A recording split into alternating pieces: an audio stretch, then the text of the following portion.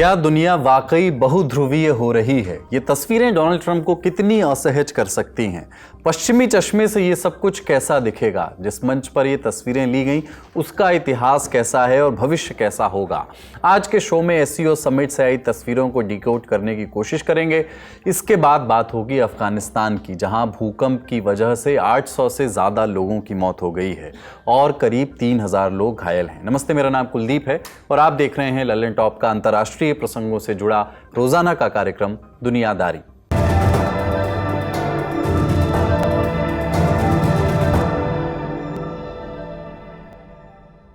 सबसे पहले एससीओ को ही जान लीजिए ब्रीफ में। एससीओ यानी शंघाई कोऑपरेशन ऑर्गेनाइजेशन।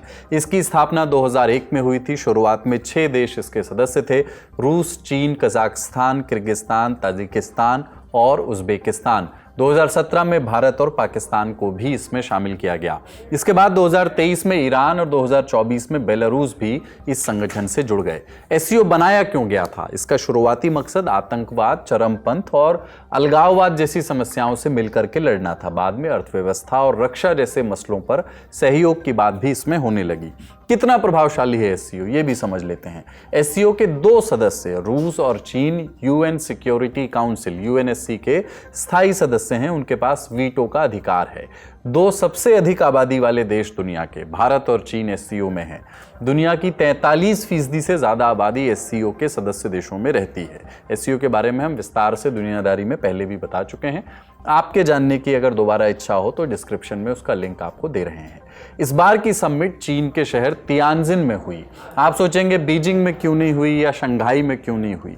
इसका जवाब तियानजिन की मिट्टी और उसके इतिहास में ही छिपा है। 1860 से 1945 के बीच तियानजिन पर एक नहीं बल्कि 9 अलग अलग विदेशी ताकतों का कब्जा था। यहाँ उनकी अपनी अपनी कॉलोनीज थीं और ये शहर एक समय पर बहुराष्ट्रीय मिलिट्री गवर्नमेंट का केंद्र था। लेकिन आज ये पूरी तरह से चीन के झंडे तले खड़ा है। एक आधुनिक ट्रेडिंग हब है जिसका पोर्ट दुनिया का 10वां सबसे बड़ा पोर्ट है। ये चीन के लिए अनाज की थाली भी है, चावल की आपूर्ति का प्रमुख केंद्र है, ऑटोमोबाइल इंडस्ट्री और पेट्रोकेमिकल्स का भी अड्डा है। चीन ने तियानजिन को चुन करके एक संदेश दिया कि वो दौर चला गया जब यहाँ विदेशी हुकूमतें राज करती थीं और इसी शहर से हम वेस्टर्न सुप्रीमेसी को चुनौती देंगे। इस बार की एससीओ समिट में किन किन नेताओं ने हिस्सा लिया आपने तस्वीरें देखी हैं, लेकिन फिर भी प्रधानमंत्री नरेंद्र मोदी, चीनी राष्ट्रपति शी जिनपिंग, रूस के राष्ट्रपति व्लादिमीर पुतिन, ईरान के राष्ट्रपति मसूद पेजेश्कियान, कजाकिस्तान के राष्ट्रपति कसीम जोमार्ट तोकायेव, उज्बेकिस्तान के राष्ट्रपति शौकत मिर्जियोव, किर्गिस्तान के राष्ट्रपति सादिर जापारोव, ताजिकिस्तान के राष्ट्रपति इमोमाली रहमोन और पाकिस्तानी प्रधानमंत्री शहबाज शरीफ। इसके अलावा एससीओ के ऑब्जर्वर स्टेट्स और डायलॉग पार्टनर देशों के लीडर्स ने भी शिरकत की। कुल 25 देशों से वर्ल्ड लीडर्स आए। ऐसे में जानते हैं कि क्या क्या हुआ इस समिट में। एससीओ की असली पिच यही रही है कि इसे शुरुआत से ही एक तराजू पर रखा गया। पश्चिमी लीडरशिप वाले इंतजाम के सामने एक गैर पश्चिमी पलड़ा। ठीक भी है, क्योंकि पश्चिम का इंतजाम कब धराशायी हो जाए, कब वहां भूचाल आ जाए, इसका कोई ठिकाना नहीं है। और आपने देख ही लिया है कि इसमें सिर्फ एक चुनाव भर की देर लगती है। डोनाल्ड ट्रंप जैसा लीडर आता है और अचानक सब कुछ बदल जाता है। इन्हीं वजहों से इस बार एससीओ की गैर पश्चिम बुनावट राष्ट्राध्यक्षों के बयान में भी खुल करके सामने आई। नाम न लेते हुए चीन के राष्ट्रपति शी जिनपिंग ने ट्रंप की दबंगई पर निशाना साधा और कहा कि 80 साल बाद भी कोल्ड वॉर की सोच के साए अब भी बाकी हैं, दबंगई की आदतें अब भी जिंदा हैं। दुनिया उथल पुथल के एक नए दौर में दाखिल हो चुकी है। 80 बरस बाद समय का रुझान शांति, विकास, सहयोग और सभी के लिए फायदेमंद संबंधों की तरफ है। लेकिन कोल्ड वॉर की सोच, दबदबे की भावना और संरक्षणवाद अभी भी मौजूद है। नई चुनौतियां और खतरे बढ़ रहे हैं। दुनिया एक नए उथल पुथल और बदलाव के दौर में प्रवेश कर चुकी है। ग्लोबल गवर्नेंस एक नए मोड़ पर है।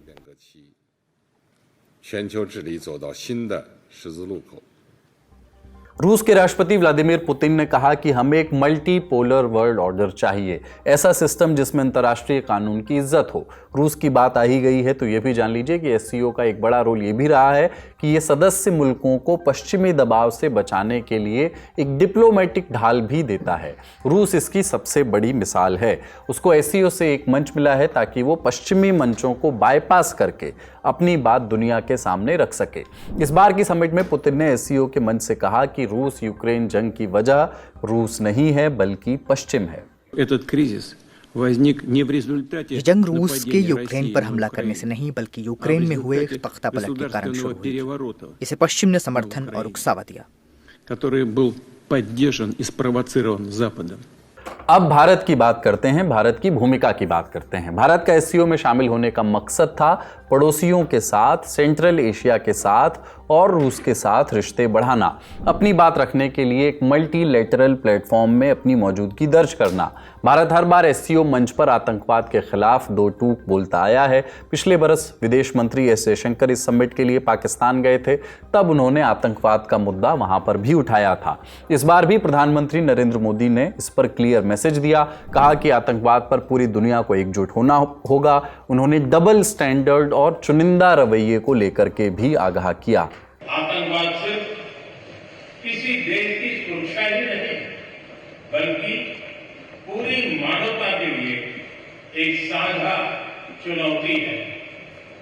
कोई देश, कोई समाज, कोई नागरिक अपने आप को इससे सुरक्षित नहीं समझ सकता। इसलिए आतंकवाद से लड़ाई में भारत ने एकजुटता पर बल दिया। लेकिन सबसे बड़ा आकर्षण रही समिट के साइडलाइंस में प्रधानमंत्री मोदी और शी जिनपिंग की मुलाकात। इस दौरान दोनों ने क्या कहा, सुनिए। अच्छे पड़ोसी, दोस्त और एक दूसरे की सफलता में साझेदार बनना चीन और भारत के लिए सही फैसला होगा। ड्रैगन और हाथी को साथ आकर काम करना होगा। हमारे सहयोग से दोनों देशों के 2.8 बिलियन लोगों के हित जुड़े हुए हैं। इससे पूरी मानवता के कल्याण का मार्ग भी प्रशस्त होगा। परस्पर विश्वास, सम्मान और संवेदनशीलता के आधार पर हम अपने संबंधों को आगे बढ़ाने के लिए प्रतिबद्ध हैं। इस मेल मिलाप के पीछे एक पृष्ठभूमि है, ट्रंप की टैरिफ पॉलिसी है। ऐसे में इसकी अहमियत और भी बढ़ जाती है। इसे कैसे रीड करना चाहिए, प्रधानमंत्री मोदी ने एससीओ समिट को संबोधित करते हुए क्या कहा और उनके इस दौरे से क्या बदल सकता है, इस बारे में हमने आज के ललन टॉप शो में विस्तार से बात की है। उसका लिंक डिस्क्रिप्शन में आपको मिल जाएगा। जैसा कि हमने बताया, समिट से पहले दुनिया ट्रंप की टैरिफ पॉलिसी के असर से जूझ रही है। ऐसे में व्यापार और फाइनेंशियल कोऑपरेशन पर बात तो होनी ही थी। समिट के दौरान शी जिनपिंग ने एससीओ का अपना डेवलपमेंट बैंक बनाने की वकालत की, ताकि सदस्य मुल्कों की आर्थिक साझेदारी और सुरक्षा को असली सहारा मिल सके। बेलारूस के राष्ट्रपति लुकाशेंको बोले कि जरूरत है कि एससीओ का अपना स्वतंत्र फाइनेंशियल मैकेनिज्म बने, ऐसा इंतजाम जो सरहद पार प्रोजेक्ट्स को फाइनेंस कर सके, ट्रेड के लिए नेशनल करेंसीज के इस्तेमाल को बढ़ावा दे और सबसे अहम पश्चिमी पाबंदियों के दबाव को कम कर सके। शी जिनपिंग और पुतिन दोनों ने पश्चिमी फाइनेंशियल ऑर्डर पर निशाना साधा। पुतिन ने खुलकर के कहा कि ये जरूरी है कि फाइनेंस को नियो कॉलोनियलिज्म के हथियार की तरह इस्तेमाल करना बंद किया जाए। आप जानते ही हैं कि रूस इस वक्त दुनिया का सबसे ज्यादा सैंक्शन्ड देश है, सबसे ज्यादा पाबंदियां हैं उस पर। इसके अलावा भारत पर लगे अतिरिक्त 25% टैरिफ को भी व्हाइट हाउस सैंक्शन शब्द से ही पुकारता है। लेकिन आपने जितना कुछ सुना और देखा वो जमीन पर किस हद तक दिखाई देगा। ये एससीओ की सबसे बड़ी समिट थी, 25 देशों के लीडर्स ने इसमें हिस्सा लिया। इतना बड़ा कुनबा बनाने के साइड इफेक्ट्स भी होते हैं। एससीओ का विस्तार हुआ तो सदस्य देशों के पुराने झगड़े भी, आपसी झगड़े भी खींचे चले आए। सबसे बड़ा उदाहरण भारत और पाकिस्तान का ही है। फिर भारत और चीन के बीच भी सरहद से जुड़े मसलों का हल पूरी तरह नहीं हुआ है। एक कंपटीशन तो चीन और रूस के बीच भी चलता है। इसकी वजह से एससीओ में सोच के स्तर पर टकराव की स्थिति बनी रहती है। विस्तार ने इसे गैर पश्चिमी विकल्प तो बना दिया है, लेकिन इसी विस्तार ने, इसी विविधता ने इसे किसी मसले पर एकजुट मोर्चा बनाने से रोका हुआ भी है। हमने जानकारों से पूछा कि इस बार के समिट से एससीओ की इमेज पर क्या असर हुआ, वेस्ट इसे कैसे रीड कर रहा है, क्या इस समिट से एकजुटता का कोई मैसेज गया या बात सिर्फ तस्वीरों तक ही सीमित रह गई। So they are all trying to project domestically. लेकिन इंटरनेशनली इसका क्या हो रहा वो आपको स्टेटमेंट से देखेंगे। स्टेटमेंट में कोई ऐसी मैस इम्पैक्टफुल एक्शन आइटम नहीं है। एससीओ के स्टेटमेंट में। There are other issues which are interesting, अगर आप दिलचस्पी है तो we can talk about it. लेकिन कोई हम ऐसा ये कर देंगे बल्कि वैसा नहीं, जैसा G7 की समिट में आप जाके देखते हैं, दे will come out with sanctions on Russia, they will come out on India के ऊपर, ये इस तरह की चीजें, उस तरह के ग्लोबल इंपैक्टफुल एक्शन आइटम्स कुछ भी नहीं था। बट एक चीज साफ जाहिर हो रही है कि ग्लोबल साउथ में चाइना की इंपॉर्टेंस बहुत बढ़ गई है। आप इसको इंडिया के एससीओ समिट के साथ कंपेयर कर लें। 2 साल पहले इंडिया ने तो उसको तो पंक्चर ही कर दिया था, वर्चुअल कर दिया था इंडिया ने, तो कोई भी नहीं आया इंडिया। तो जो डोमेस्टिक पॉलिटिक्स के लिए जो दूसरे लीडर्स इंपॉर्टेंस देते हैं, उनके लिए तो कुछ भी नहीं था। मतलब आप क्या वीडियो बताएंगे जूम का, it's like watching Lallan top. तो देख लें आप लल्लन टॉप को, उस पर हम उससे ज्यादा अच्छी टिप्पणी भी कर देते हैं। बट इन्होंने 100 मीटिंग्स करवाई एससीओ के, और फिर टियानजिन में काफी इन्वेस्टमेंट्स किया। तो जो दूसरे कंट्रीज में मैं देखा, they are also doing videos on Tianjin, China का डेवलपमेंट कितना हुआ ये बता रहे हैं। But what was very clear is के शी जिनपिंग ने दुनिया को एक सिग्नल दी कि दुनिया में 2 लीडर्स हैं, डोनाल्ड ट्रंप है और शी जिनपिंग है। डोनाल्ड ट्रंप पागल है, डोनाल्ड ट्रंप अनप्रेडिक्टेबल है, डोनाल्ड ट्रंप अनसर्टन है, डोनाल्ड ट्रंप अब कभी एक बात कहते हैं कभी, लेकिन स्टेबल, मैच्योर, रिलायबल मैं हूं। सवाल ये भी कि एससीओ का रास्ता आगे किस ओर मुड़ेगा। क्या ये अपने अंदरूनी दरारों को संभाल पाएगा और क्या अपनी सिंबॉलिक पावर को असल मजबूती के तौर पर पेश कर पाएगा। देखिए, एक्सपेक्टेशंस अगर लो रखें एससीओ से, देखिए SCO was created to do, जो सेंट्रल एशिया और चाइना और रशिया को जो फिक्र थी एक्सट्रीमिज्म और सेपरेटिज्म की, तो रिलीजियस एक्सट्रीमिज्म, सेपरेटिज्म और टेररिज्म, ये 3 चीजों से लड़ने के लिए एससीओ क्रिएट किया गया था। फिर उसके बाद 2017 में इंडिया पाकिस्तान को लेकर आए, एंड देन उसके एम्बिशंस बढ़ते चले गए। अब ये हद हो गई कि अब एससीओ बैंक भी खुलेगा। भाई एससीओ की बैंक खोलने की क्या जरूरत है आपको? ब्रिक्स की बैंक है, उसको ही डेवलप करें, right, if you want an alternative. तो SCO is trying to become like a big global, एक किस्म का, मतलब ना तो वो मिलिट्री अलायंस है, ना तो वो इकोनॉमिक फोरम है, तो है क्या, दैट इज नॉट क्लियर। अगर लिमिटेड था काउंटर टेररिज्म, जैसा कि रैट्स उनका इनिशिएटिव है, regional anti terrorism squads, whatever it is, तो अगर उस तरह का फोकस था तो it should act on that. अब वो बन गया है way of projecting an anti west solidarity of the global south. तो ग्लोबल साउथ की जो एकजुटता है वेस्ट के खिलाफ, वो प्रोजेक्ट करने में आता है, लेकिन उसमें इतने इंटरनल कॉन्फ्लिक्ट्स हैं। देखिए, उसमें इंडिया पाकिस्तान है जिन्होंने 2-3 महीने पहले जंग लड़ी, उसमें आर्मीनिया, अजरबैजान भी थे वहां पर जिन्होंने भी जंग लड़ी हुई है। फिर वहां पे टर्की और अजरबैजान थे, वहां इंडिया के साथ उनके टेंशन्स हैं। इंडिया चाइना के खुद कितने टेंशन्स हैं। So there are so many internal contradictions वहां पर। तो it is going to be very difficult to say कि they will come on a common platform जो वेरी स्पेसिफिक हो। तो एक सबसे बड़ा होमवर्क मैं जो एससीओ को देना चाहता हूं, वो होमवर्क ये है कि भाई आप एक पेज का एस्से लिखे कि what is your common interest. अब अगली बड़ी खबर की ओर बढ़ते हैं। अफगानिस्तान के दक्षिण पूर्वी इलाके में 31 और 1 सितंबर की दरमियानी रात आए भूकंप में मरने वालों की संख्या 800 के पार चली गई है। घायलों की संख्या 2500 के आसपास बताई जा रही है। भूकंप स्थानीय समयानुसार रात 11:47 बजे आया और रिक्टर स्केल पर इसकी तीव्रता 6 मापी गई। इसका एपिसेंटर नंगरहार प्रांत के जलालाबाद से 27 किलोमीटर नॉर्थ ईस्ट में जमीन से महज 8 किलोमीटर नीचे था। इतनी कम गहराई भयानक तबाही के लिए काफी होती है।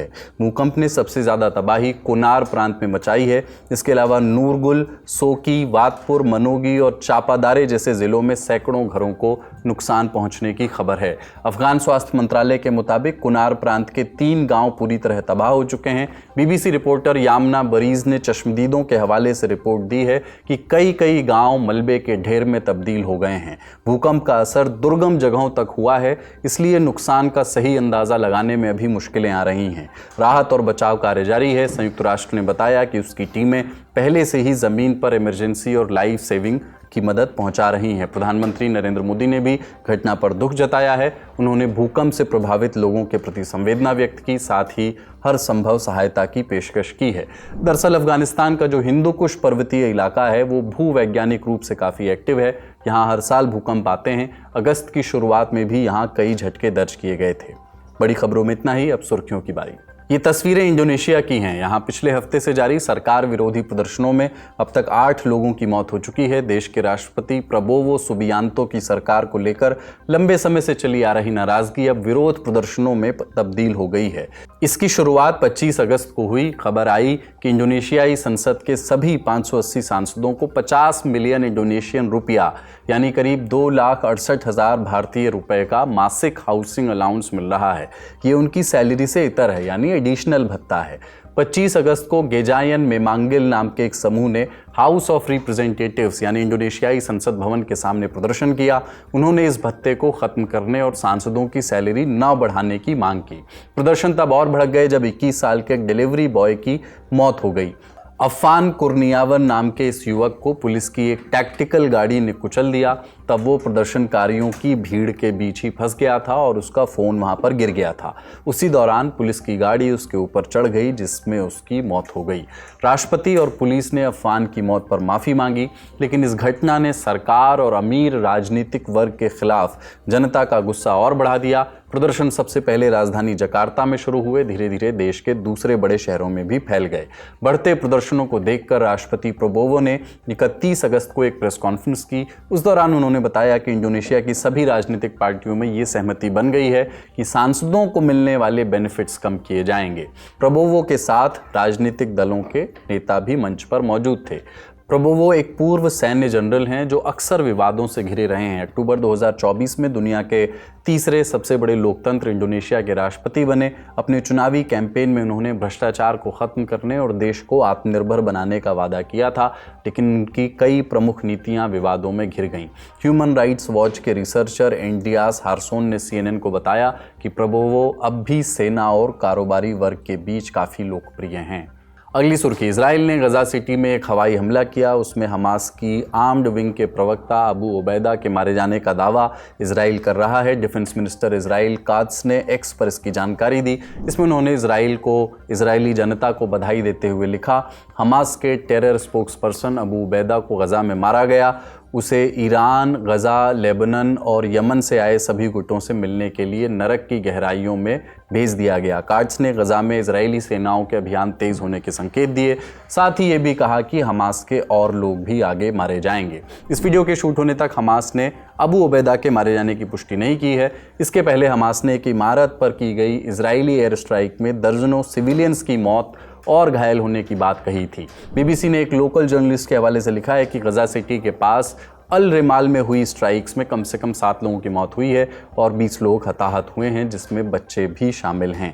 इस बीच इजराइल की एक और एयर स्ट्राइक की खूब चर्चा रही, जो यमन के हूतियों पर 25 अगस्त को की गई। इसमें हूती शासन की लगभग पूरी कैबिनेट के मारे जाने की बात कही जा रही है।